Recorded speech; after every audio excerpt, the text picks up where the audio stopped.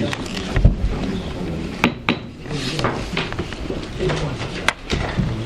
evening, ladies and gentlemen, members, officers. This is the Development Committee of Mottram District Council. I have some initial housekeeping to go through, so if you bear with us, I'll do that. First of all, the emergency evacuation announcement. Should we be required to evacuate the building, would you please leave the building via the nearest available exit to the chamber? Our assembly point will be in the car park, public car park at the side of the Civic Suite. Please do not delay your evacuation to collect any belongings.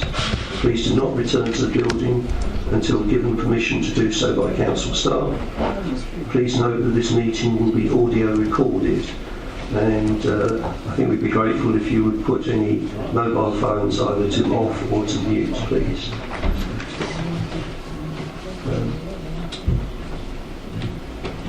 I should also read a description of this meeting. Members of the public are reminded that this is an official council meeting and the item before us will be debated according to the usual council rules that apply to council meetings to which the public are admitted.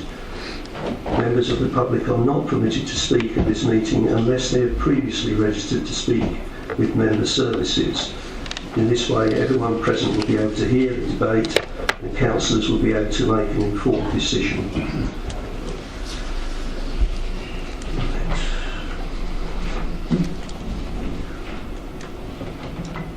I have apologies from Councillor Black, who is substituted by Councillor Oaten, Councillor Mrs Glynn, who is substituted by Councillor Lorman, Councillor Smith, who is substituted by Councillor Mrs Spencer, and Councillor Ward, who is substituted by Councillor Mrs Wilkins.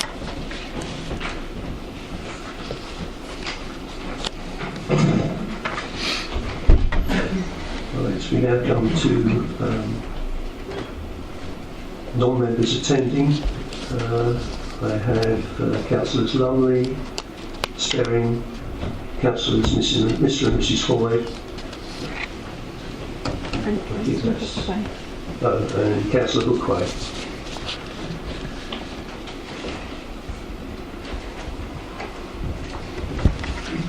Right, we now come to the minutes of the meeting held on the 21st of January 2016.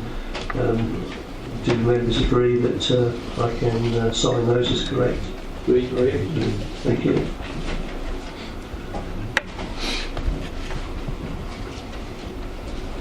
Right. Declarations of interest, please. Councillor Merrick. Thank you, Chairman. I have a disclosable pecuniary interest in view of the proximity of my home to the subject site, and I should be leaving the chamber during the discussion of that application. Could I ask which site that is, please? I'm sorry, that's the official one, Mark. Sorry. Right, okay. Thank you. Thought it might be. Councillor Norman. Yes, a non-pecuniary interest in, I'm also a Raleigh Town Councillor, in items that fits one of my game for class use. Thank you. Councillor Hayter. Thank you, Mr Chairman. I have must declare a non-pecuniary interest. I live at 10 Victoria Road and shall not be affected by direct illumination and noise issues, but by potential parking in my road. I have received advice from our legal department that it is proper for me to sit, and I shall approach this with an independent mind. Thank you. Councillor Spencer. I have a non-pecuniary interest as I'm a town councillor, but I do not sit on the planning committee of the town council. Thank you.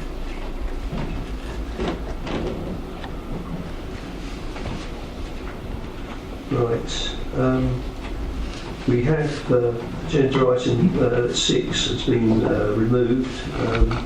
It's been withdrawn from the agenda for this evening's meeting, which I believe was on some of your agendas.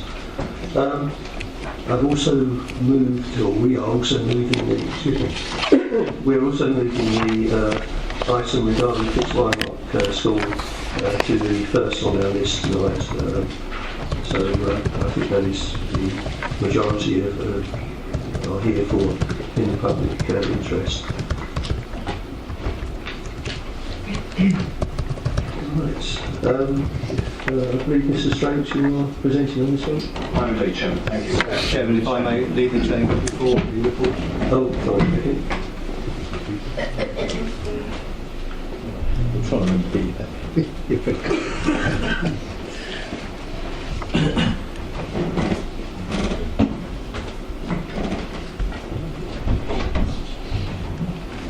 Chairman, this application relates to the Fitzroy School you'll see here with the cursor on the eastern side of Hockley Road. Because it's a broad rectangular playing field that concerns us tonight at the rear. It's also a short distance from Rayleigh Town Centre, which you can't see on that image, further to the south, to the right of your screen. You can see from the aerial photograph that we have here, the site adjoins or has backing onto it residential properties on all three sides at the rear. A footpath links to the southern side between Hockley Road and Helena Road to the east. There are 2 trees on the site here that are subject to a tree preservation order. The application before you tonight, Chairman, is to propose a artificial surface all-weather football, rugby, hockey, sort of playing field sports type pitch. Apologies for the image there, it's quite faint, but the main school building is down here, and the boundaries we were looking at on the aerial photograph are approximately around here like this. There's the 2 trees I mentioned that are subject to the preservation order. The pitch would be enclosed, which we'll see in a minute on elevation, by a fence that is 4.5 metres high in a mesh design, a green mesh design, with 3 metre high close boarded fencing to the lower portion. The pitch would be floodlit by 8 15-metre high columns. There you see a side elevation, so the other 4 would be on the opposite side if you follow. And would be used by the school and its partners. Particularly, you'll see from the report, Chairman, that the use would include weekends and outside school hours. The applicants are suggesting, although officers, you'll see in the recommendation, seek a slight change to that, but the applicants would wish for hours between 8 a.m. and 10 p.m. between Mondays and Fridays, and 8 a.m. to 8 p.m. on Saturdays, Sundays and bank holidays. Members will see from the report that the provision of additional pitches and the wider use of education facilities by clubs outside school hours is generally encouraged by council planning policy, subject to other material considerations such as the effect on residential amenity. The proposed pitch would be located behind the main school building. The acoustic report accompanying the application concludes that the predicted noise level to be below that of moderate noise affecting outside living areas such as gardens. Members will also see that an application for an AstroTurf multi-games area was allowed on this site on appeal, albeit over 20 years ago. This was never implemented. If allowed, officers, however, recommend a later start time for Sundays and bank holidays at 9 a.m, the point I raised earlier. Members will also receive from the report that the external lighting would be similarly controlled to acceptable levels by the same hours condition, and that a further condition is also recommended by way of controlling or requiring a planning application for any amplified speech or music systems. Against the wider use of the existing pitches without requiring fresh permission, officers consider that the impact of residential amenity arising from the proposal favours the grant of planning permission. In terms of visual amenity, the proposal would be visible particularly from upper floor windows to neighbouring properties. To help members, the pitch is broadly in this vicinity here on the site in the middle part, if you line up from the 2 trees and the back of the buildings here. But it's against the backdrop of the main school main buildings, which are up to 4 stories high in one particular place. Given that, Chairman, and given the backdrop and the presence of the larger buildings, officers do not think that the visual impact, such as it would be seen, would be so visually damaging as to argue against the proposal on visual amenity grounds. In terms of parking, members will realise there is a large, I think, former playground area to the front of the site, plus 2 other car parks to the southern side, which total some 120 off-street car parking spaces. You'll see from the report, Chairman, that the car parking standard that is adopted by the Council requires a maximum of 20 off-street spaces for this facility, this bit. And obviously, if you allow for perhaps possible other classes being held at school at the same time, also out of hours, and the proximity of the town centre car parking officers and the County Highway Authority conclude that there is sufficient car parking in the site vicinity and on the site to support the use. In terms of drainage issues raised, members will see from the report that these concerns have been raised with the County Council Sustainable Drainage Team, and they have considered both the application, also the flood risk assessment submitted with the application. And you'll see that in conclusion, members can see that there is no objection raised to the proposal, subject to condition 2 of the recommendation, which requires the provision of a bunding area, and precise details to be agreed because of the desire to prevent those works harming the existing tree cover to the site boundaries. So precise details of that to get them away from the trees and the harm that excavation could otherwise cause is left as an extra condition.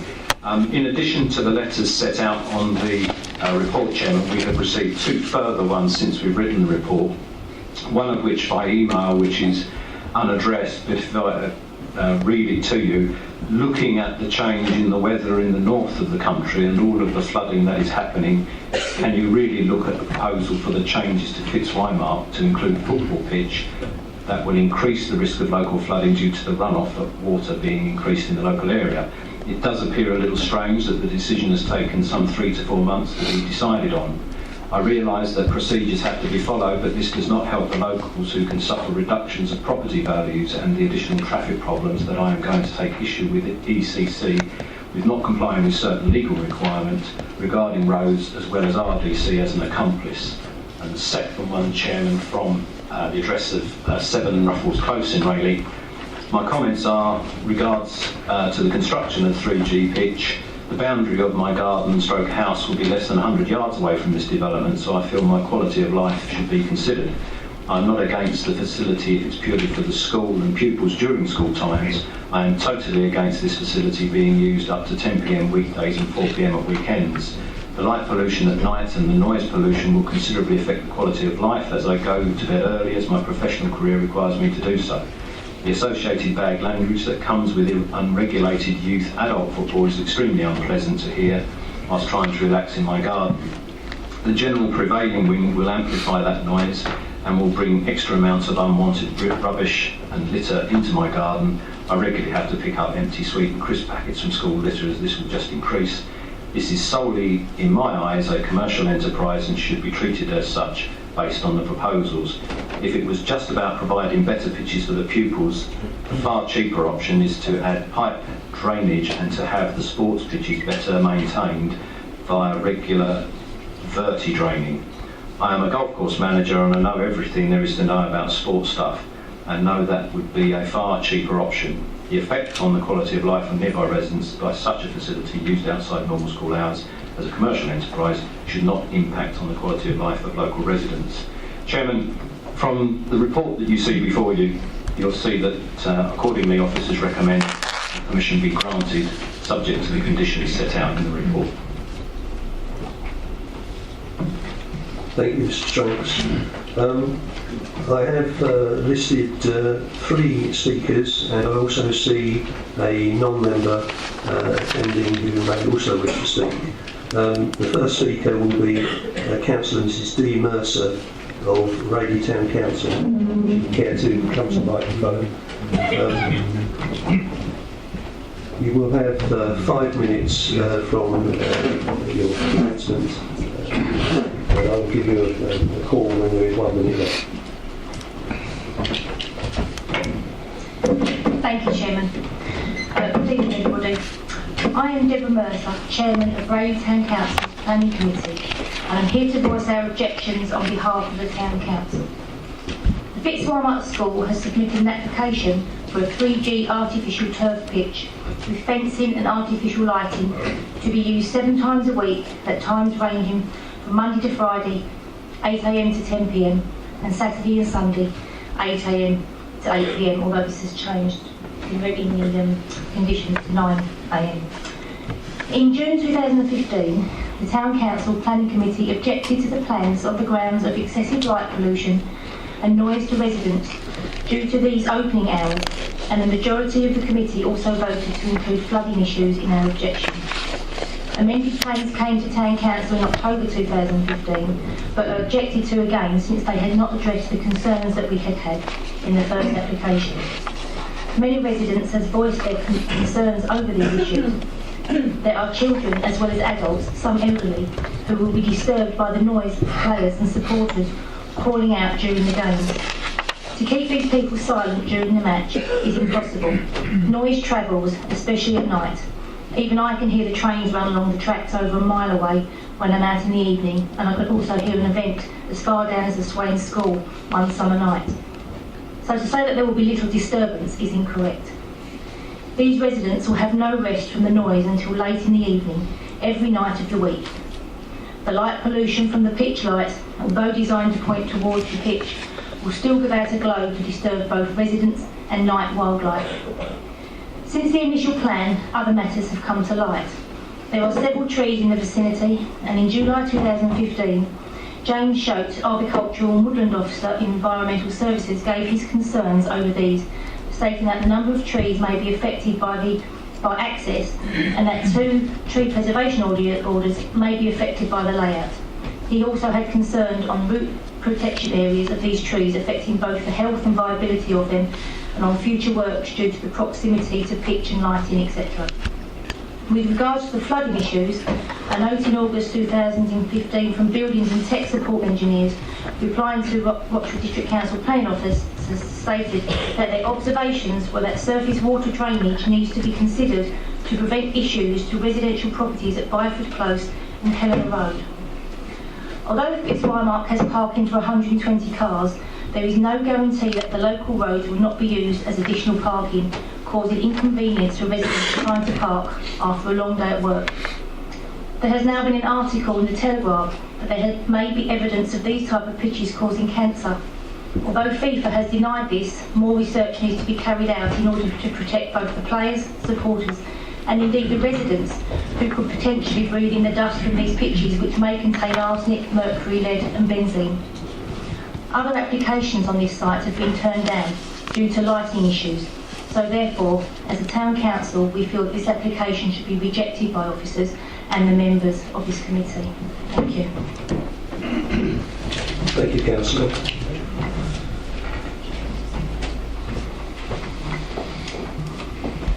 We now have Mr. R. Harris, Head Teacher, Fitzwarmont School, for the applicants.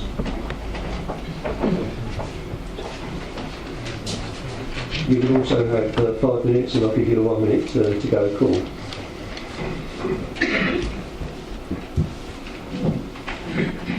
Thank you, Chairman.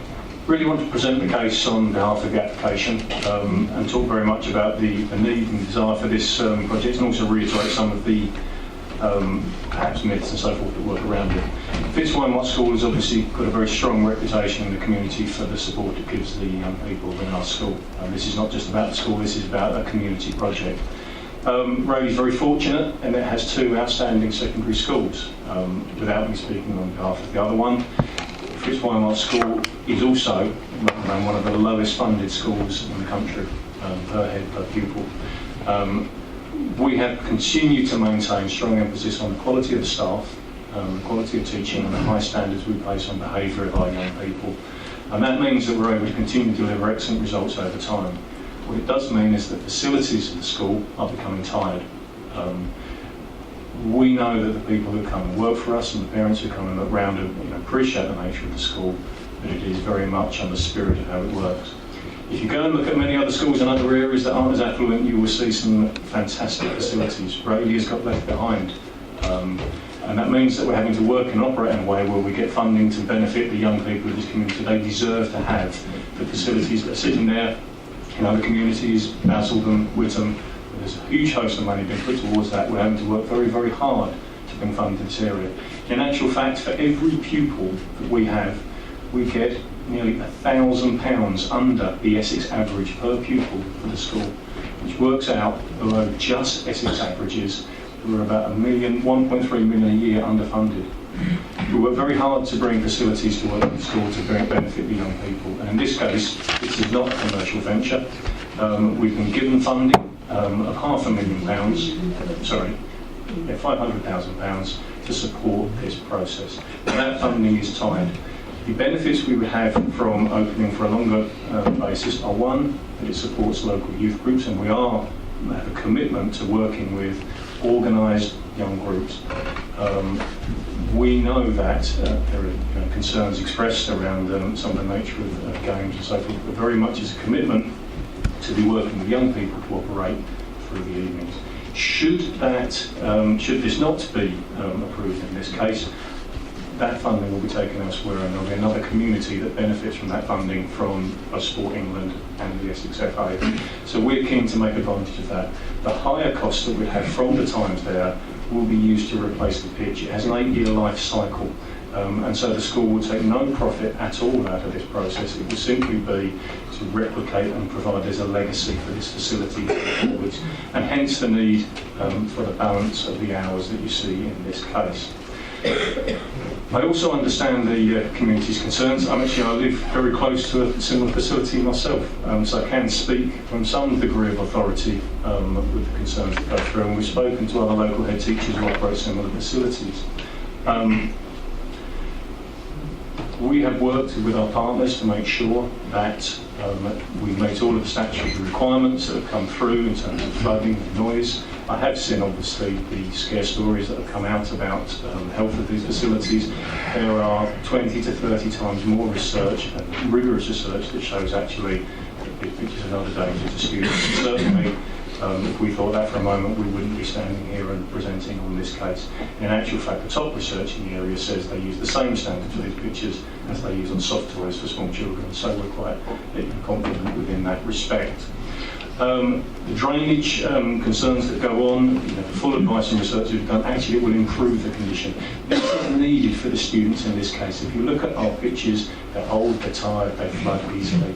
We are an exceptionally sporting school, but it builds very much upon the reputation of the quality of staff. If we are to continue to attract high quality staff, we need to have not outstanding facilities, but decent facilities. That's what the young people deserve in this case. And really this is an opportunity where we contribute to that. We've got partners with a range of sports, high opportunity for young people to be involved throughout the area and supporting that. We would give much more use to our students. At the moment, we're having to avoid using fields that are damaged, can't be used for the fields, and we have to look at that. So it's limiting the access for young people that we can with our curriculum. We believe that this facility is an excellent opportunity for during the school day, but also for the young people of Reading moving forward. It's a community project that really moves out on noise, lighting, drainage standards and health. We've met all those. Should there be concerns from local residents overnight, we will address. If you would wind up, please, Mr. Hayes. So there's a commitment from the school to support the residents should those concerns. Thank you, Chairman. Thank you. Right, the third speaker is Mr. J. Dagg on behalf of residents objecting to the application. If you'd like to come forward, please.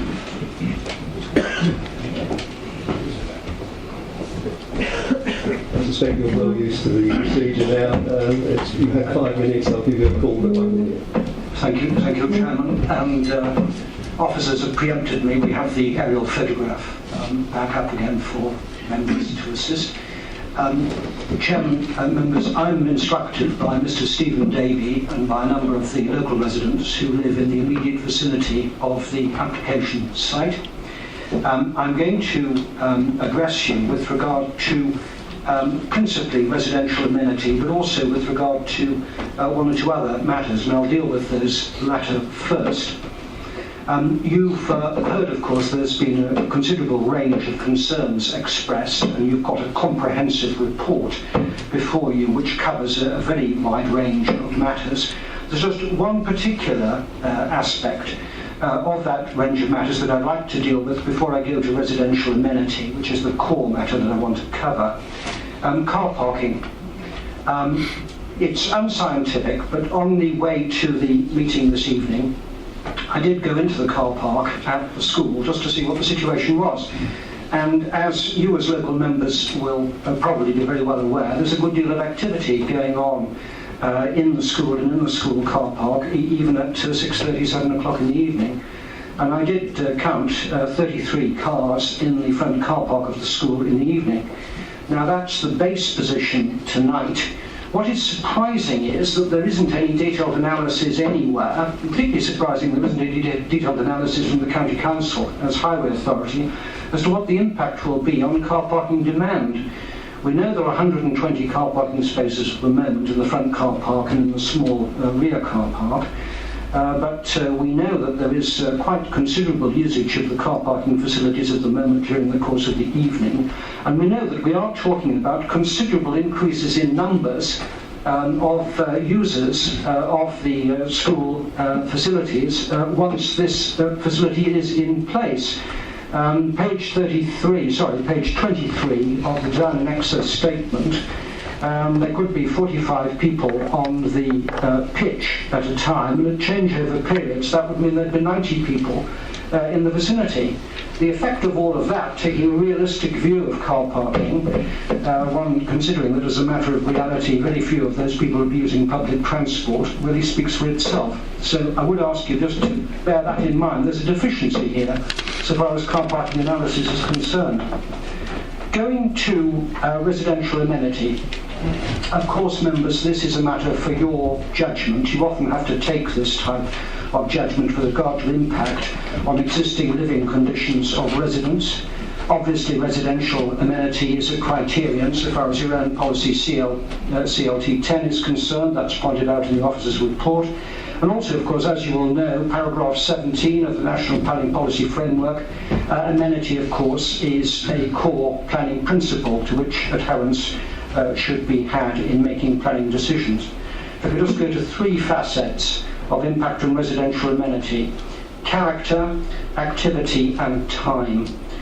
Character. Consider the existing character of the area as it is at the moment.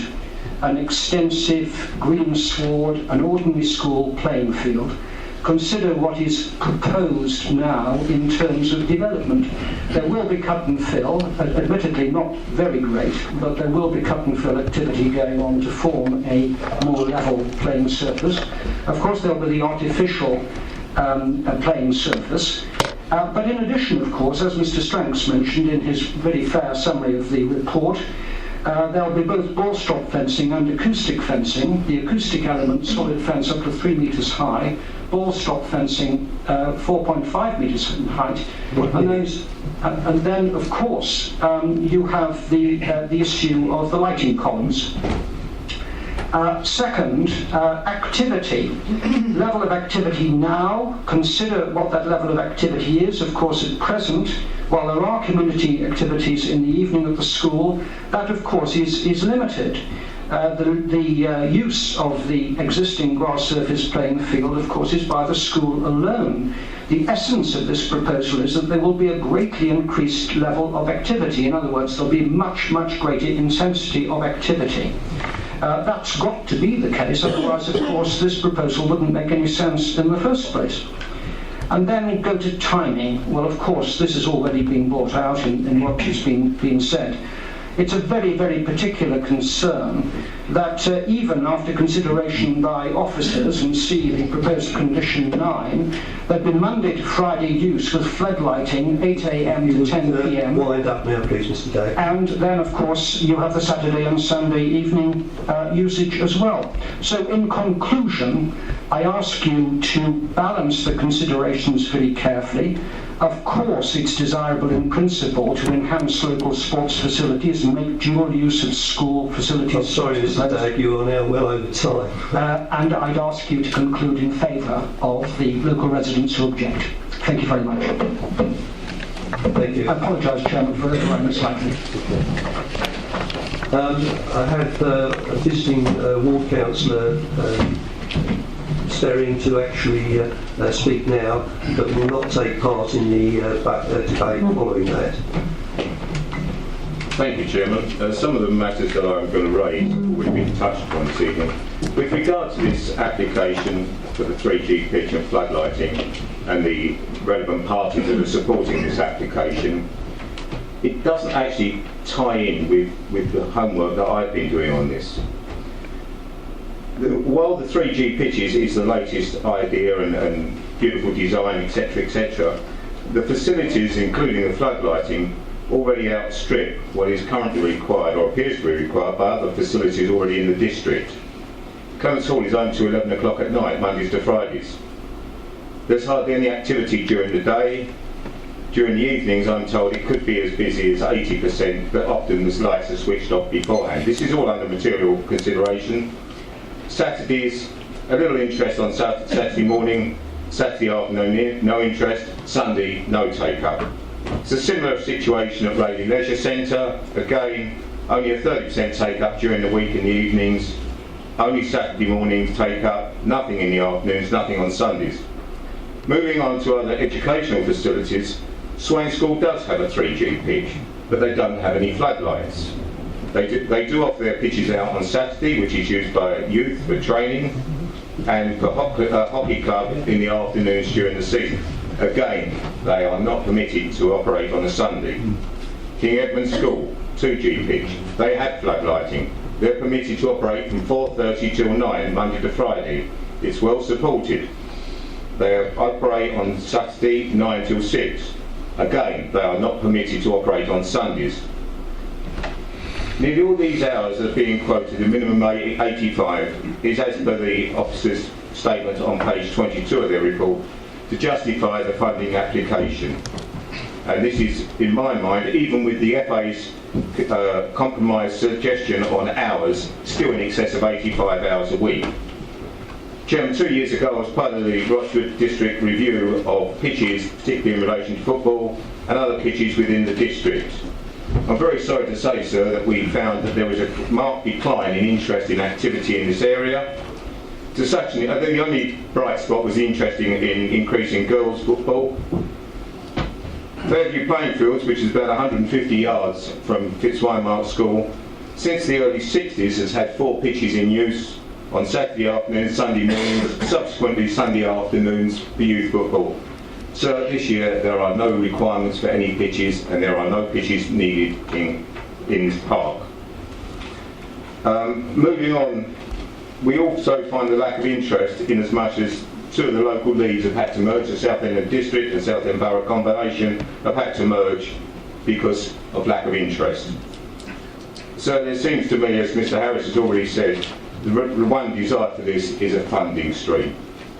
Moving on to other issues on the parking. The figure of 120 parking spaces has been quoted. I've counted in excess of 85 for 2 normal days during the day. This is just people that operate out of the school. This evening I can assure Mr Dagg at 7 o'clock all the car parking spaces were gone and the roads were at gridlock in the surrounding areas. All the surrounding areas have partial or will have partial parking restrictions on them during the day now. One of the other areas that's been highlighted... You have 1 further minute. Okay, moving on quickly then, sir, to the noise. I'll take officers' comments regarding Sunday morning, taking it an hour later. What's so special about an hour later on a Sunday morning? Surely that applies to all hours on the day. Lighting, a similar situation. Their report on page 11 highlights the viability is only acceptable if the hours are extended. So I would suggest that this application is turned down for 3 reasons. The parking plan schedule does not sufficiently take into account the potential increase in traffic and the parking needs, the potential lighting pollution for these extended hours of operation, and its impact is far in excess of what residents should reasonably expect to have to live with in a semi-urban residential area, and again the potential noise nuisance from these extended hours again is in excess of what residents should reasonably expect when living in a semi-rural residential area. Thank you, Councillor Sterling. Nicely done. I believe that I have further indications to those members wishing to speak. As Ward Councillor, also I believe Councillor Hayter should address first. I have Councillor Sector after that. Yes, Mr. Chairman, I understand that I only have 5 minutes, so I will be as quick as I can. Let me refer you, Mr. Chairman, to the issues of loss of residential amenity to neighbouring properties through noise and light illumination, in my view not reasonably acceptable or foreseeable in a residential area in the middle of which is to be parachuted an artificial pitch with 15 metres floodlights open for trade from 800 hours to 2200 hours, Monday to Friday, 800 hours to 2000 hours, Saturday, Saturdays and 800 hours to 2000 hours, Sundays and bank holidays. Illumination, Mr. Chairman, from the floodlights and noise are intertwined, one involves the other. There has been a plethora of objections to this application, 119 total addresses in 13 local roads. Mr. Chairman, the site is surrounded by residences. Paragraph 331 says the rear elevation of the closest neighbour is 58 metres from the floodlights only. A cricket pitch is about 21 metres.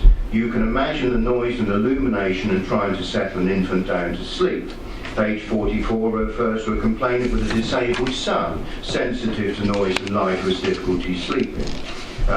On page 47, a complainant states his rear house wall is 7 metres from the boundary. I think this is the same one as is referred to as 58 metres from the floodlights. That means that his boundary is only 51 metres away from the floodlights. This is going on to 10 p.m. Mondays to Fridays, 8 p.m. Saturdays and Sundays and bank holidays. 7 days a week, 52 weeks a year. Mr. Chairman, noise and illumination will cause a loss of amenity. There will be an unacceptable noise and illumination to the surrounding residents during the hours of darkness when the floodlights are in operation, when young children are getting ready for bed or doing their homework. This is the time when residents are resting after the toils and tribulations of the day and can reasonably expect quiet. They are in close proximity to the pitch and, in my view, cannot reasonably be expected to put up with that level of noise and illumination from players and spectators, which is not reasonably foreseeable in a residential area when living next to a school. What does President say about this loss of residential amenity? On the 22nd of March 2005, this council refused Swain Park School permission for an all-weather playing pitch. You appreciate, Mr. Chairman, that this school, as opposed to Fitzwymark, is hardly in the middle of a residential area. On appeal dated the 3rd of January 2006, the pitch was allowed with no artificial lighting proposed. Even with hardly any surrounding residences, the inspector saw the wisdom in regulating artificial lighting and stipulated that no artificial lighting should be installed without the consent of the Rochford District Council. Paragraph 337 states in 1994 planning permission was refused for 8 times 16 metre floodlights in connection with an all-weather grass pitch at Fitzwymark. It was refused because the level of illumination to the site, by reason of its location, scale and intended hours of operation, would be detrimental to the amenity currently enjoyed by local residents immediately surrounding the site. And this is a rub. Goes on to say, and I think this is well written, moreover, the illumination of the site would allow use of the site past the times that would normally be expected, therefore creating increased disturbance to adjoining occupiers. That is the situation now. Paragraph 338 states, there was an allowed appeal concerning the use of the all-weather pitch, which was allowed, but again, the inspector saw fit to impose a condition preventing lighting. In 2004, an all-weather pitch was approved and a subsequent condition imposed preventing floodlighting. You have 1 minute. Yeah. I've had my 5 minutes. No, 1 minute. 1 minute, sorry. In paragraph 339, it states the proposed pitch has the potential to affect a greater number of people than the 1994 and 2004 application due to its more central position. The 1994 application was for a pitch to the southern boundary. At this time, there's no Millfield Close. The 2004 application was for netball courts to the northern boundary and a new jump area to the northeastern corner. Paragraph 340 has argued with respect to this strained interpretation. It erroneously argues that the problem is only light spillage. The problem, as the inspectors no doubt appreciated, is light illumination, which will cause a loss of residential amenity and noise past the times that would normally be expected. Very briefly, there is a parking issue. In my view, there will need more than 20 spaces with 2 teams of spectators. Fitzwymarker's classes and activities in the evenings. There may not be enough parking facilities. They will not park in the town. It's too far. Fairview Park closes. You would wind up now, please, Councillor. Fairview Park closes between 7 p.m. and 9 p.m. They will park in the rows, which will cause obstruction and possible danger. Thank you, Councillor. Councillor Septo, you also had 5 minutes. I'll give you a 1 minute call. I just have a few technical questions, if I may, Chairman. With regards to the floodlighting, by my calculation, 15 metres, that's something in the region of 45 to 47 feet. I think that's correct. Can you have that in comparison to the height of the surrounding trees? And can you have a bit more technical information as to what the light on the top of the poles will be, what type of lighting, and how that will be run?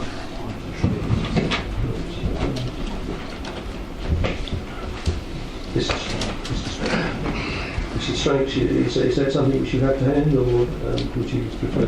Chairman, I may be able to help you with the details of the lighting, but I don't have a figure for the height of the trees, I'm sorry.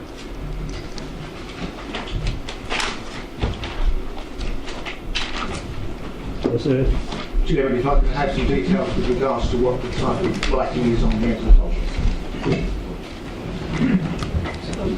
The lighting set out actually in the report at paragraph 3.31. It says that the proposal incorporates 8 floodlights around the ATP on columns raising 15 metres in height. They will be galvanised in the column walls with electric cubicles and distributed finished in polyester powder coated grey. There will be 2 light fittings on each column. The average intended luminance is 200 lux, brackets 230 average lux, within the minimum of 120 lux. That's 173 average lux for training and non-competitive purposes. The floodlights proposed are the Optivision MVP 507, describing the lighting impact statement submitted as providing excellent control of spill light, glare and upward leakage of light. The lighting impact statement advised the light spillage dissipates to 2 lux within 33 metres of the pitch fence line. It also explains that all light calculations have been undertaken using an open, unobstructed site, and the values of overspill will be further reduced by any existing trees, adjacent buildings or natural screening. The assessment provides visual examples of floodlighting pitches sited 50 metres and 60 metres away, which is similar to the current scenario where the near elevation closest neighbour would be 58 metres from the floodlights. The intended operating hours for the pitch, which goes on to the pitch. So basically that's the lighting. If I may come there, Chairman, I would assume then that it's unlikely that with the height of the poles that the trees themselves are going to do much in the way of screening, because I would have thought they were less than height.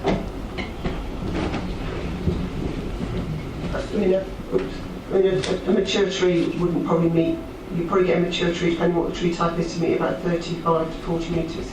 Yeah, thank you. Wonderful.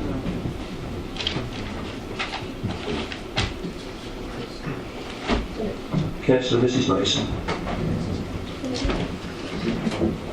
Thank you, Mr. Chairman.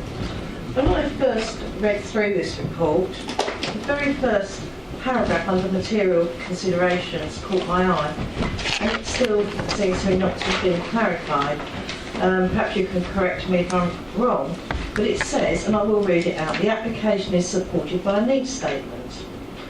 And as the Ward Councillor Sperry has pointed out, it says it's not understood if the relative assessment included Ixbury Lane, Clements Hall, or Rayleigh Leisure Centres? I'm assuming that it hasn't.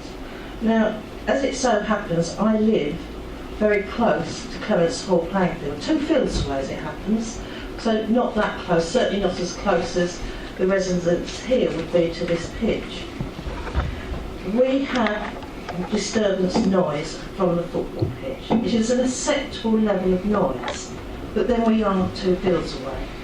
However, it is acceptable because over the years it has diminished because, as the board councillor has pointed out, the use of the pitch has ceased to be so intensive. It's also acceptable because it ceases when it gets dark.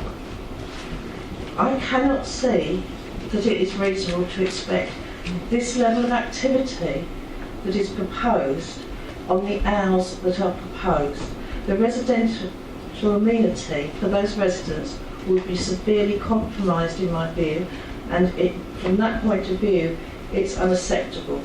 There's 2 issues here. One is the use of the football pitch, which I don't think is probably an unacceptable use of that, but the lighting takes it into a different realm and compromises the residential amenity, because not only will the lighting affect the residents, but so will the resultant noise into the late hours of the night, and it will be 24/7, which is unacceptable.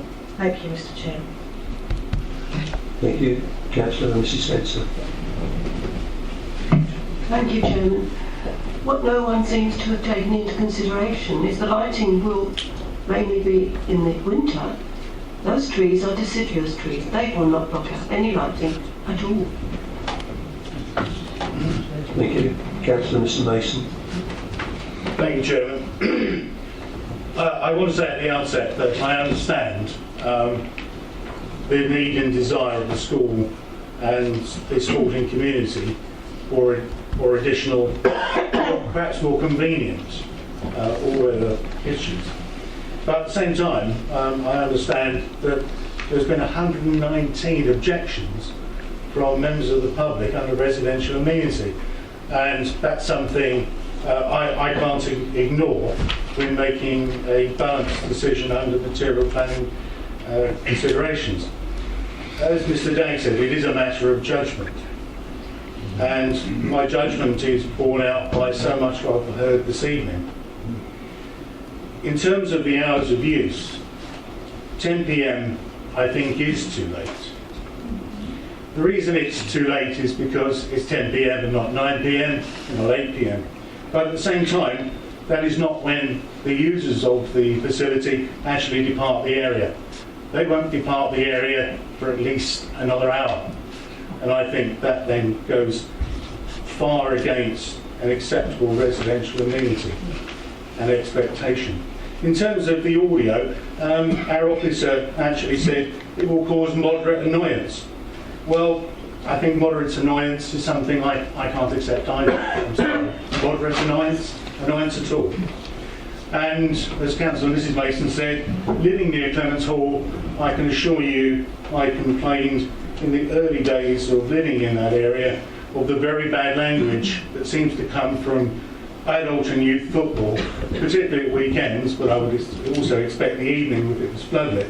And to be quite honest with you, we've been told there's nothing you can do about it. So I don't have any great faith in any self-policing by the school of youth activity in the evening, or more particularly adult activity.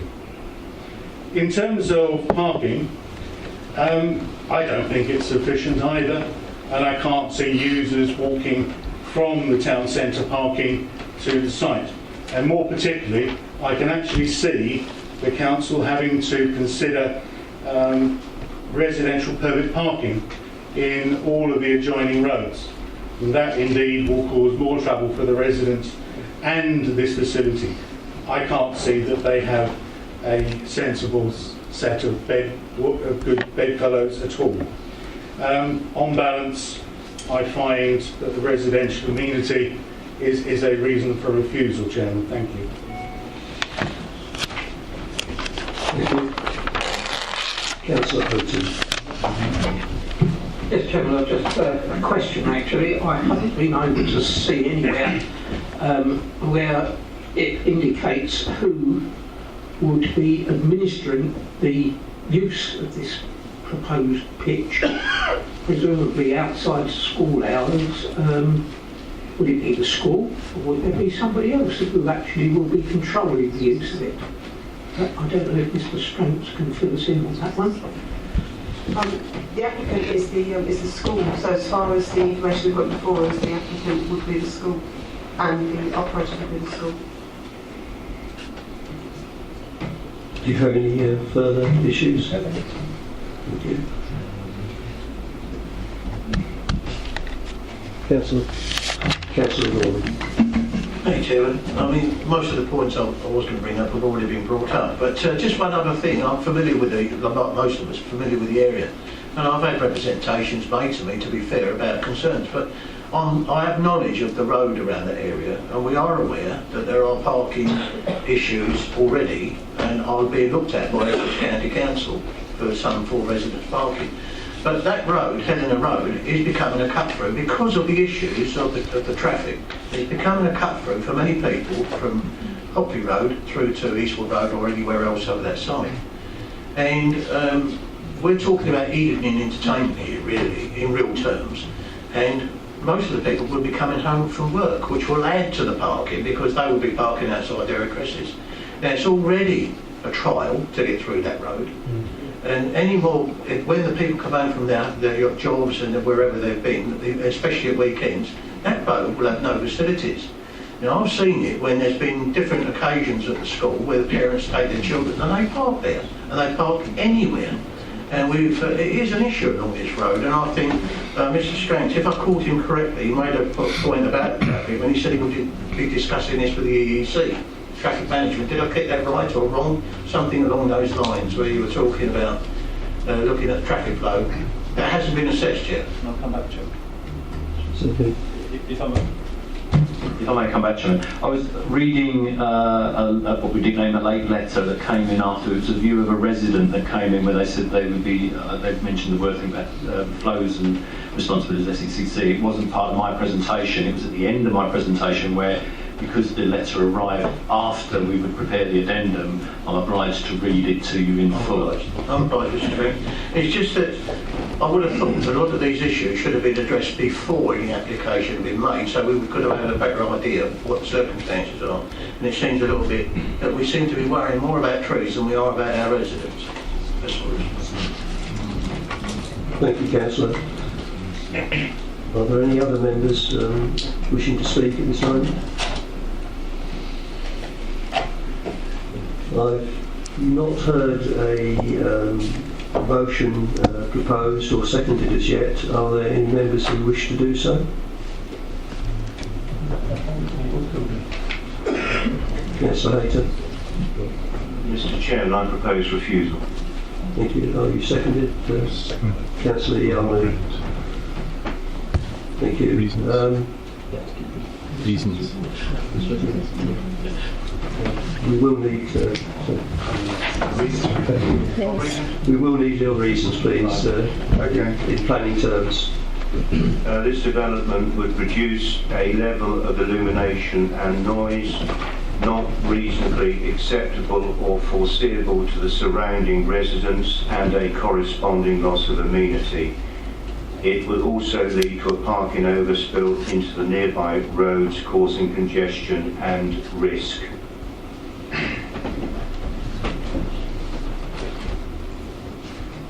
Officer Lyons or Officer Stranks? Thank you very much.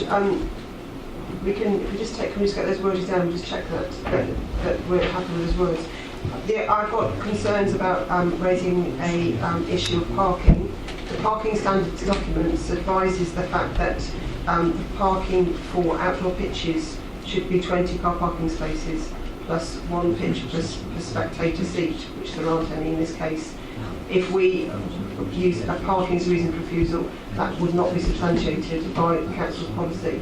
So reasons we can look at the grounds for refusal would be around visual amenity, and that will be around noise and lighting, which are the issues you raised. Okay, well, I mean, in those circumstances, would you like to take my first sentence then? that this development would produce a level of illumination and noise not reasonably acceptable or foreseeable to the surrounding residents and the corresponding loss of amenity.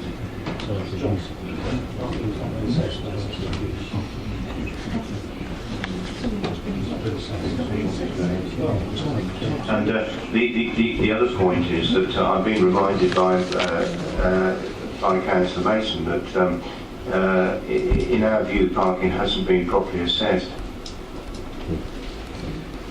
From the point of view of the parking standards, that would, we can't substantiate anything because in our terms the pitch requires 20 car parking spaces plus one space per 10 spectators. From our point of view, if you're going to recommend refusal, we want to make sure we've got reasons for refusal that can be substantiated on appeal. And from the council's point of view, then from the officer's point of view, there is very much a case we can make, I think, looking at the policies in front of us to make an argument for amenity based on noise and lighting. I would think parking would be hard to substantiate. We don't think it's been properly assessed by Essex Highways. I mean, surely we can go ahead on those grounds. You'll lose it. You'll lose it. Or the South East Parking Partnership. Simple as that.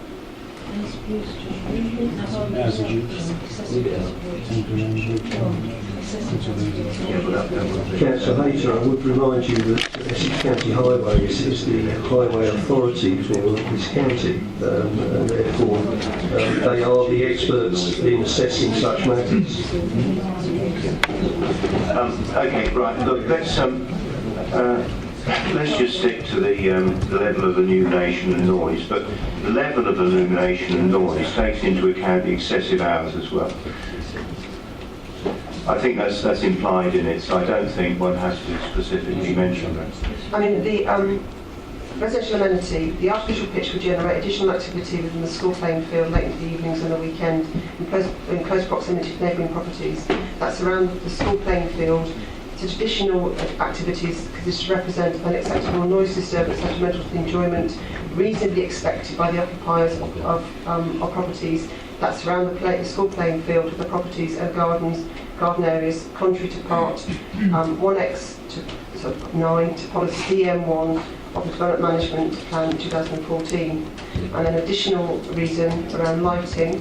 The flood lighting to the artificial pitch would be used late into the evenings would generate an acceptable light pollution to neighbouring properties surrounding the school playing fields and wildlife contrary to DM5, Development Management Plan 2014.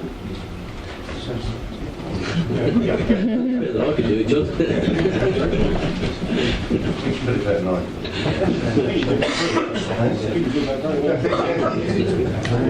Councillor Hayter, could you turn the microphone off, please? Or seconded, yes. Councillor Young, who seconded that motion. If I may put a chairman's sixpenneth in, personally I would be very sad to see a facility and funding for it lost from this district and go elsewhere as a result. I wonder whether councillors members of the committee would be interested in amending hours of use if that also was tied to lighting. I see shakings of hands, so forget I even mentioned it. But I do feel it's sad that we cannot provide or take advantage of perhaps funding which is offered by others and will go elsewhere. There we are.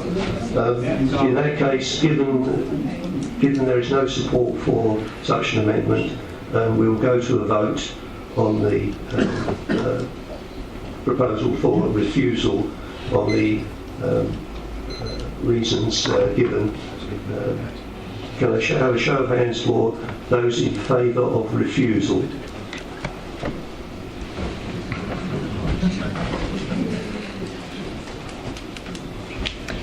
I think that is quite conclusively carried that the proposal is refused.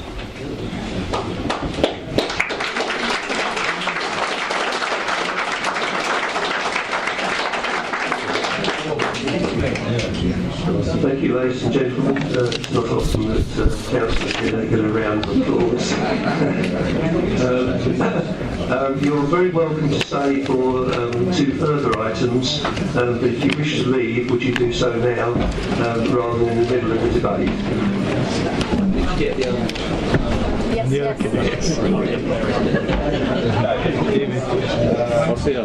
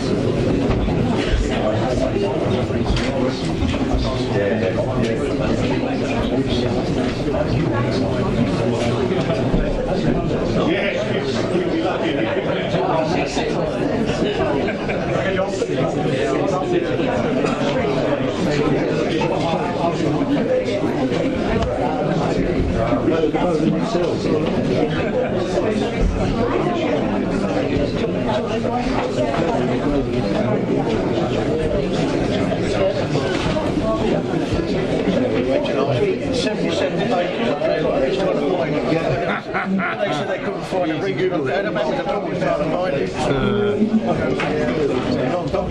I've been the person talking about it.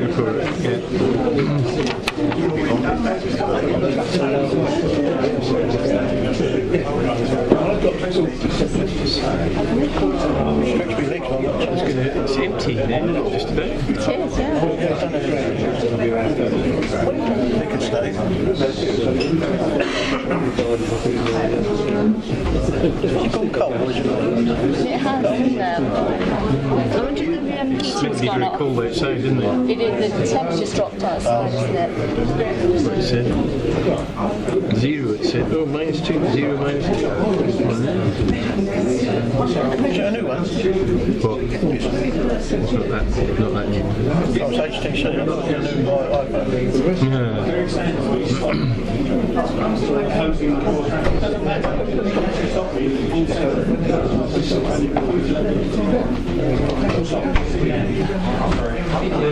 Members of the public, if you wish to leave, then please do so, but we must get on with the meeting. It's already sort of turned 8:30. After 10 o'clock.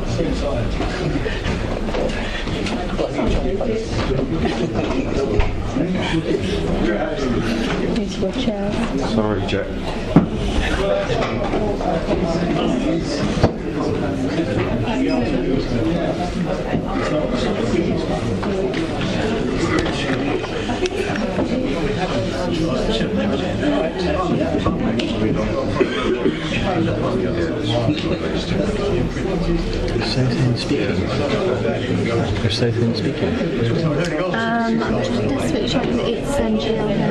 Oh, they're speaking. Thank you, members. Settle down, please. We will now move to agenda item 7, land to the rear of Cherry Orchard Brickworks, Cherry Orchard Lane, Rochford, and Christine Lyons will present on that. The application before The application before us is a hybrid application for Outline Planning Commission with all reserves with all matters reserved apart from access to the site and the provision of a rugby club, social pictures and facilities, and the submission of full details of vehicle access to the site and the pitches. The applicant obviously is Henry Boot Development Limited. The site before us, the red outline, is the site of interest. It relates to the relocation of Westcliff Rugby Club to this part of the site to facilitate the new development of the large area of the JAP, which follows this area here, for industrial uses. The current pitches and activities here, and basically it is being relocated to this position here. The application is being split away from the main application to allow for the new pitches to be put in place to ensure that the rugby club can be moved within good time to allow for development to occur and the rugby club to continue operating. This is the site before us, and this shows it currently is mainly greenfield, apart from the fact you've got the rugby club is here, and you've got the old brickworks, which is just this site just down here, and obviously then you've got the road that runs along here, and then you've got the council's country parks, which is the side here. This is the actual, this is the outline of what should be and coming before you next month is the new industrial park, and this is the location of the pitches. This is going to be a floodlit pitch, and this will be a floodlit pitch, and the remainder of the pitches will just be normal pitches. The site sits within flood zone 1, the top end is in flood zone 3. The works they're proposing on site will ensure that there's no greater impact on flooding, and obviously there will be attenuation that will flow into the new works undertaking for the industrial estate. Obviously the details of matters in terms of the layout, landscaping and the scale and design of the new clubhouse will obviously be submitted as later as reserved matters, but obviously the site sits within the green belt, and this is the proposed location of the new clubhouse and parking. It sits obviously in quite close proximity to the new industrial estate, and what that will mean is that the buildings, even though they will be technically in what was green field, will obviously form part of this whole area here. Access to the site will be along here and through the industrial estate, and then on through the new spine road that they're creating as part of the development. Obviously, this development obviously accords with the JAP, the policy sitting within there. It obviously accords with our policy ENV2, which allocates a site for relocated rugby club and pitches. The site is obviously of a archaeological interest, and there are conditions recommended to deal with that issue. The site obviously hasn't currently got any particular ecological importance, but there are some concerns with regards to a badger set, which I can show you where the location of that is. The badger set is in this location around here. We've got a badger set just here. And also, so there are some other issues with regards to bird life and the normal activity that you would have in this type of area. So that will be dealt with by condition as well. Obviously, the other considerations are there's a footpath that runs along the side of the site. This is going to have no further obstruction to that footpath. Obviously, the development is in flood zone 1, which is the lowest flood risk area. Any surface water from the clubhouse and the parking will be obviously achieve a 1 in 1 year greenfield rate, and obviously that will obviously be a betterment for that site. There will be no impact on existing trees. Only 2 of the pitches I've already said are going to be floodlit, and obviously those details will be by condition in terms of the floodlighting themselves. There is floodlighting there at the moment. The nearest residential properties are some 250 metres away. There is no greater traffic movements because we're just relocating the existing rugby club. Proposed vehicle access to the site is acceptable. The parking standard for this site would be some 200 spaces. However, this is a like-for-like replacement, it's not a new development in terms of the fact that we're not looking at a completely new use here. There is 81 spaces proposed, plus requirements by condition to provide additional overflow of 56 parking spaces. There's been some commentary in the paper today about this site to do with the fact that it's close proximity to a major hazard site. This relates to the old brickworks and is not an existing use or anything to do with anything else in the vicinity. Obviously, whatever decision is made tonight, if it's minded to approve it, then obviously it can be referred to the Secretary of State for them to make any further considerations. Obviously, we recommend approval, subject to conditions that are set out in the report, and obviously the onward referral to the Secretary of State regarding the major hazard site.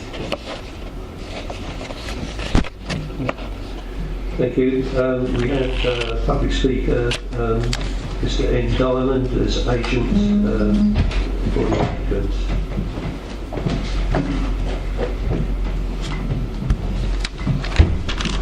You will have 5 minutes, and I'll give you a call 1 minute to go. Thank you, Chair.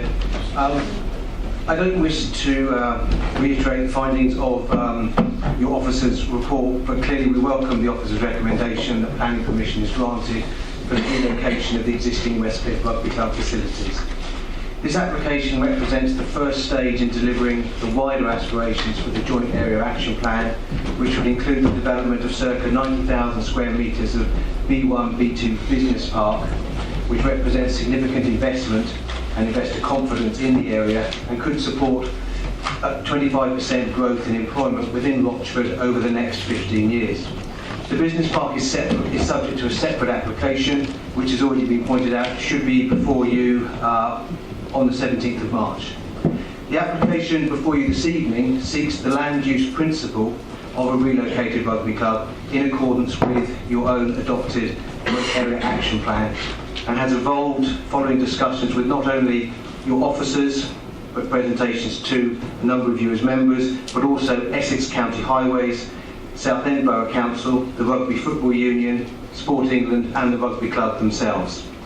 Whilst the design of the club is still to be agreed, the pitch layout fixes the location of the clubhouse and car parks, which, as we've already mentioned, will actually provide a like-for-like replacement, which again is required by policy. The pitches themselves have been the subject to an independent agronomist report to ensure that the re-provision represents at least a like-for-like replacement, again as required by your own policies. The siting of the development, which has already been pointed out, adjacent to the southern boundary of the site, seeks to limit any harm to the openness of the greenbelt. And the intention is to relocate the rugby club in time for the 2017-2018 season, and to allow the development of the business park, therefore, to come forward from 2017. The granting of this application will therefore facilitate that. In conclusion, the application accords with Rochford's development plan and the aspirations of the National Planning Policy Framework, and I would respectfully ask that it is approved. Thank you, Chair. Thank you, Mr. Diamond. I see no ward members present. I see one non-member present. Do you wish to speak, Councillor Hookway? No, Chairman, I'm just here to observe. Okay, thank you. In that case, Councillors, or Councillor Mason, Councillor Cutmore, I believe, also after that, and then Councillor Mrs. Mason. Were there other members indicating that I missed? No? Okay. Councillor Mason. Thank you, Chairman. Can I start by saying I welcome the development of the business park. In particular, it fits with the determination of our own business plan, which has only recently been put in place. I'm a little confused and concerned about this reference by the Health and Safety Executive to you should refuse this application. Now, we're not making light of it, but I don't quite understand why they're making a particular point if we feel that it's a non-point and it will be referred to the Secretary of State. Can I be sure that the Assistant Director of Planning is saying that this will be definitely referred to the Secretary of State? That's what it said on the slide. Or are we saying that it is in the discretion of the Health and Safety Executive to do so or not? Now, I need clarification of that because I don't understand it. I actually, because this Katie Rogers supposed to be delivering this today, and she's actually taken ill this afternoon, so I did a bit of work on that point because I needed some clarification on that. If I just read you out of the HSE website on this point, it says, like other statutory consultees, HSE's role in land use planning is advisory. It has no power to refuse consent or planning or a planning application. It is the responsible of the HSA or the PA to make the decision regarding weighing local needs and benefits and other planning considerations alongside HSE advice. In which case they should give HSE advice notice of that intentions. Planning authorities may be minded to grant planning permission against HSE's advice. In such cases, HSE will not pursue the matter further, as long as the planning authority understands and has considered the reasons for that advice. However, the HSE has the option, if it believes, for example, that the risks are sufficiently high, to request the decision is called in for consideration by the Secretary of State in England and Wales, and that's a very rare situation. So basically, the issue would be for them to call this in. So what happens is the fact that, like everything now, we have to go. We put this information into a system that the HSE provide us, and that gives us the indication of whether it's high or low risk. And because of what was stored next door at the brickworks, this site, because of its close proximity, has come out as in their terms, a high risk. So as far as we're concerned, we made a planning decision based on the advice given to us by the HSE that that we've made that decision. The HSE now can make the decision to call it in, and it's up to them to make that decision. Chairman, that clarifies it perfectly. Councillor Campbell? Chairman, I think the point's already been made as far as the point I wanted to raise was concerned, because I just wanted that clarification, because I wasn't 100% either on that, so that's fine as far as that's concerned. Just to say, I think this is the first sort of application that we've considered around the park and its environments. We all knew that we'd need to displace the rugby club, and that indeed they need new areas to operate in. So I think that was well viewed beforehand. And this would seem to be a timely application, because I know that pitches need some time to actually get prepared for drainage, etc., so that they can come forward. So from that point of view, I think it's welcome. As far as the actual brickworks is concerned, I'm not sure if it's very clear to the powers that the brickworks haven't been used for some time. So, and I think it's probably in excess of 20 years now, isn't it? Something like that. So, in that respect, I think, although there may be some pollution, and there always is some pollution, then, even people like the coal fire nearby would have pollution, but it depends on the amount of pollution. But having said that, I think, in all respects, I would support the application. Thank you, Chair. Thank you. Councillor Mrs. Mason. Thank you, Mr. Chairman. Through you, I'd just like clarification on 2 points, which I'm sure the Assistant Director can provide the information I require. Under parking, it's saying the adopted parking standard states a maximum parking space provision, and then it goes of 200, which would equate to 200. Further on in the report, it says that the club would need 300 at peak times. I understand that this is a like for like. However, do we have a minimum parking standard provision? That's not covered in the report. And if so, is it met?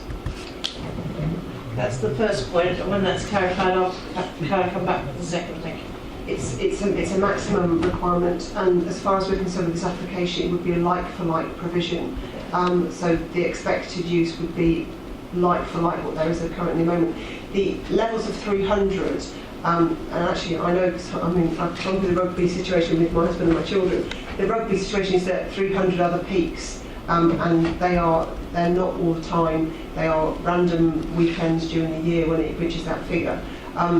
We have raised some issues with the parking. That's why we've asked for additional Grasscrete parking, to provide some additional parking on site to hopefully alleviate some of any overspill parking that will happen during those peak times, which tend to be Sunday mornings when you've got lots of junior rugby, and Saturday mornings when you've got the sort of Colts and senior rugby playing.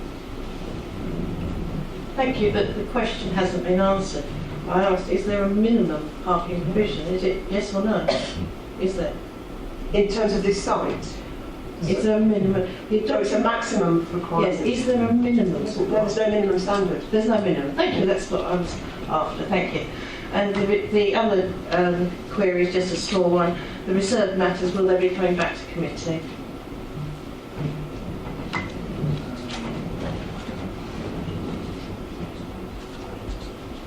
I mean, we'd have to look at the application when it came in, and we'd have to look at that consideration at that point. Just sorry, I don't think I I was just going to say, in that case, can it come back to committee? Thank you. But I mean, it would go on the weekly list, and it would normally go on the weekly list, and it would be required to Okay. That was the point I was going to make, Chairman. Oh, right. Councillor Septo, did you? Yeah, just a query with regards to the health and safety executive. I'm curious, is this a new thing that's come out? Because I don't recall this coming up as an issue for the site in Starlight, which is a similar, and that was operative far more recently. So I'm curious to know why we haven't got it. It did come up through the, it was, the whole, the HSE have changed the way they deliver all their risk, and it was brought up with the gas main that went through the Star Lane site, and we had to make the same assessment through that process as well.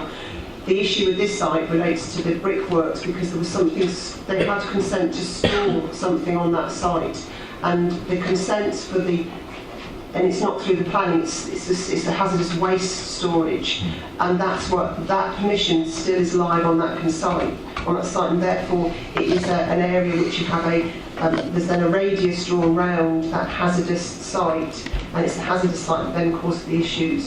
So with this one, we've got a brickworks that had consent to store hazardous products on there, and therefore this is all into that. That makes sense. Thank you. Are there any other members wishing to speak? I've not heard a proposal to approve the recommendation of officers. I'll move the application, Chair. Sorry? I'll move the application. I'll second it. It's proposed by Councillor Cutmore and seconded by Councillor Mr Mason. Right.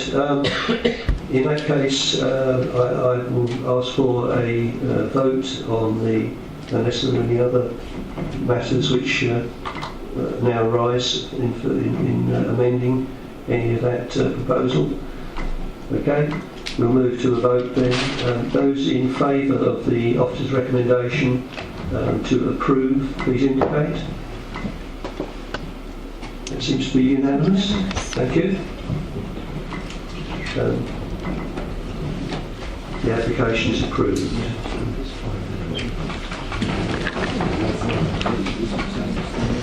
We now move to item 8.2.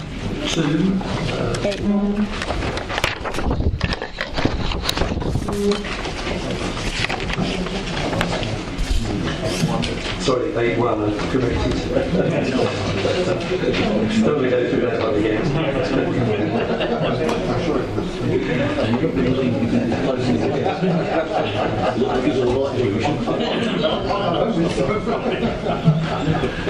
Right, it's 45 the High Street Road in Essex, proposed replacement fascia sign to be internally illuminated. I believe Mr Stranks is going to present on this. That's right, Chairman. The application you'll see on the screen is of the eastern side of Rayleigh High Street, which is down the middle here. Sorry, the numbers seem to be the most there. This is the junction of Bellingham Lane, where the High Street come up to where we are in the church on the top here. This is midway down in your primary shopping frontage. In a better picture looking across the street. Worth noting for the recommendation, Chairman, is that what I refer to, and no offence to Rayleigh, but brutal of its time architecture, concrete, brick, and our subject tonight is this unit over here, which is in the middle of the two-storey building to the left, which has a build-out overhang under which the signage which concerns us tonight exists. Here is the existing signage. You'll see it's a simple lettering logo above the main entrance in a typical fascia. one of the features that worth noting, Chairman, is this overhang in the building I was just referring to in the long shot. If we look at the proposal, this is a similar wording and lettering, but with the inclusion of a logo. I think it's referred to as Glastonbury top or something by my better informed colleague. But you'll see that it's the same basic letter format with just the inclusion of the logo, and it's internally illuminated, Chairman. Now, it's part of a corporate style that we see from time to time as companies rebrand and change their image to reflect the way they move forward. The new fascia would be finished in aluminium with these letters in raised acrylic like the existing one. Now, to just take you back, although it's now replaced, the policy SAT 10 to your previous local plan that was superseded in 2014 did take a clear stance on eternally illuminated fascia signs. The policy that's now in place, your DM38, is a softer approach which looks at internally illuminated or other projecting fascia signs with the emphasis on projecting, and officers feel there's a slight ambiguity there, not so clear as perhaps SAT 10 used to be. You'll see that the county specialist advisor and Rayleigh Town Council both object to the internal illumination, and as it's not characteristic in the Rayleigh Conservation Area, but you'll see from officers' assessment, the policy we now work to takes us to the character and the appearance of the existing building and those around, which is why I laboured on the appearance of the buildings this is attached to in the opening photographs. You'll see that officers consider that there would be very limited material harm in this case, disagreeing with our colleagues at County, because really the only difference between the two schemes is the logo that you see. The lettering is very similar, so that the measure of harm between what you have existing, if you were to refuse this application, the existing signage no doubt would stay, and whereas if you approve it, all you would get really is a change in colour, which isn't before us, but the inclusion of the logo. And officers consider, when you look at the architecture of the existing building and the neighbouring one that it's attached to, in this case, officers recommend that permission should be granted. Thank you, Chair. Thank you. There are no public speakers, but I see Councillor Hookway as a non-member. Unless he wishes to speak, then we will go to committee members. Again, I have no wish to speak on this matter. Thank you. Right. Councillor Oaten indicated. Any others at the moment, please? Councillor Norman and Councillor Cutmore. Councillor Oaten, please. Thank you, Chairman. As people may know, I've been much of an advocate of sticking to the rules when it comes to internal illumination of signage. Mr. Stranks pointed out that the Policy SAT 10 came down against this sort of thing, and as members we haven't been yet acquainted with the newer rules, which he says are softer, so I have to defer to him on that one. I must say we must consider ourselves very lucky that we've even got a planning application, because generally speaking in the High Street the businesses do as they like and change their fascias and frontages and all the rest of it without even bothering with planning applications. So, having listened to Mr. Stranks, I'm afraid that in this case I must say that I must agree that perhaps we should say, OK, go ahead and do it. Thank you. Councillor Norman. Thank you, Chairman. I'm sorry to hear that. The reason I sort of refer this back to was exactly on this issue of lighting. We have a conservation area agreement, and to refer to an old or whatever under sort of, you know, imaginative building is unfair, because in 100 years that will be part of the conservation, won't it? The thing is though, the real issue here is just about the sign. I've heard about SAT 10, but if we go to DM38 on page 812, item 33.6. It specifically states in the point there, goes on about the, in respect to the character of the building which they're cited and the surrounding areas, and also adverts that do not include prominent lettering, lighting, symbols, material, colour or fascia displays, window stickers, pavement signs and other signage.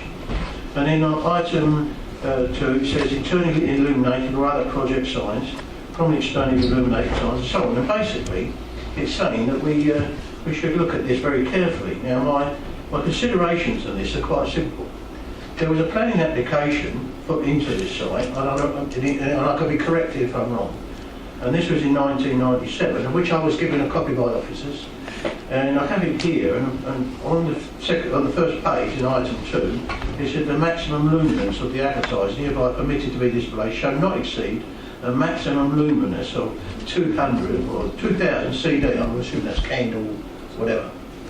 Well, this one is going to be 350, that's almost twice as bright. So there's an issue about the luminance, if you like, and how that will stand out in its current state. So if you add it now and if it's lit. It also talks on to this previous application that the sign was lit to form a halo. This is internally illuminated signs to actually illuminate the wording. So I think there's a difference. You know, we must understand difference.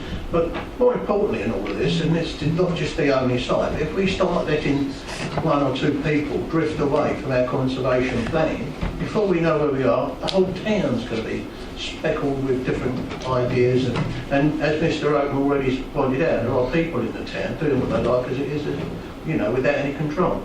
So I have to say that I just think it's outside of, you know, reference to the policy. It's all about opinion according to the report.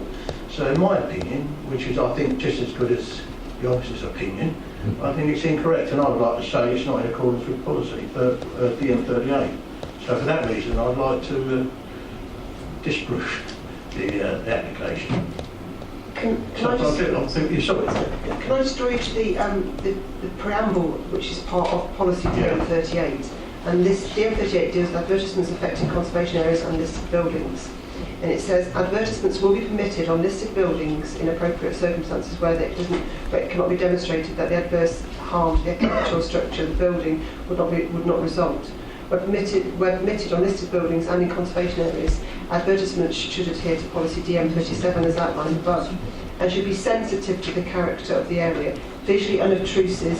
That's the point that Mr. Stranks made about sitting under the canopy. Visually obtrusive, well designed, well located, and should not create access issues. Now, in terms of what we've got there at the moment and where we're going to, it would adhere to the aims of policy DM38. Chairman, if I may just come back on it, and if I could just refer, and I refer to the expert, if you like, the EEC Historic Buildings Conservation Officer. And he says, I do not have concern with the desire to renew the sign in principle. I haven't got that issue at all. I have concerns over the proposed internally illuminated fascia signage, which I do not believe would be acceptable in the conservation area.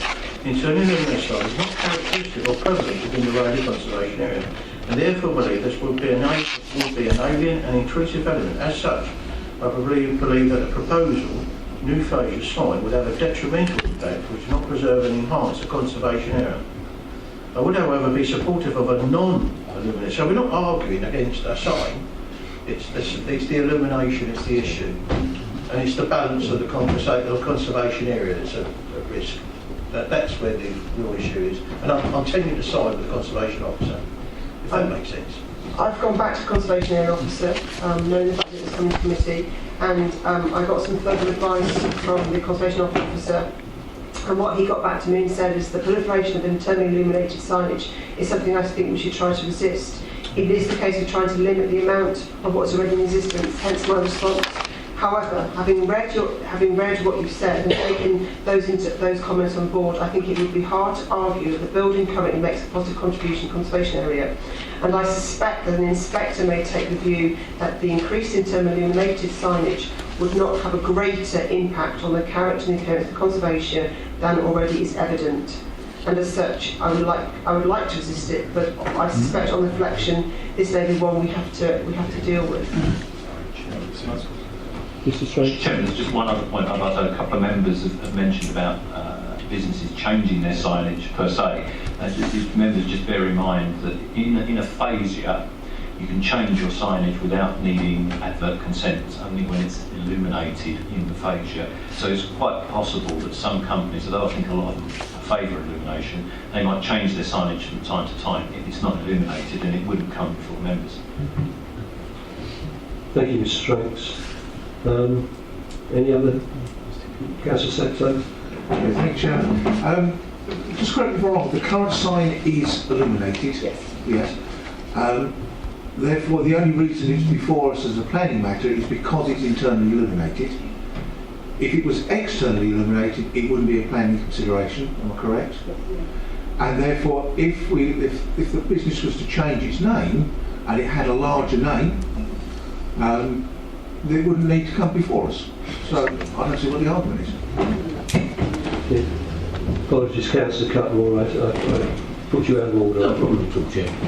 Just to say, I think the wording that's actually up there now, I think sort of takes my view. Internally illuminated lettering plus a modest addition of logo. And I think that's how I should consider it, Chairman. It is a modest addition to what's already there.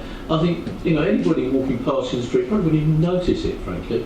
But it's obviously a corporate, signature, if you like, for clerks, and that's why they're doing it. Much as other organisations do it. I'm sure many of us who are in branding that would know about that sort of thing. I don't think it's really going to change anybody's life. I think, as far as that's concerned, I think that in training, I know we're told about when you have a planning application, it's about the impact that it has. Any particular thing, and I think the impact of this is virtually nil. So I'd be quite happy to pass it. And I think it's good of clerks to actually, as you say, put in an application for it at all. Because if they changed the sign in a different way, they could have just done it. I think the point's already been made. Thank you, Chairman. Thank you, Councillor Cutmore. Councillor Mrs. Wilkins. Thank you, Chairman. Yeah, we should allow this to go through. It's very minor, nothing offensive. It does have the awning above it, so people probably won't even notice it. So it definitely should go through. Thank you very much. Right, so I'll put my 6 pence in again. Councillor Oaten, you've already spoken. Unless there is a very key point which you wish to raise briefly. Use 5 minutes. I haven't used my 5 minutes, Chairman.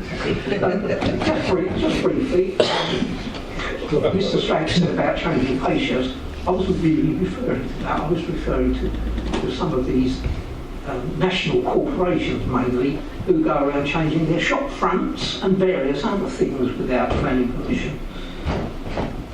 Thank you, Councillor Oaten.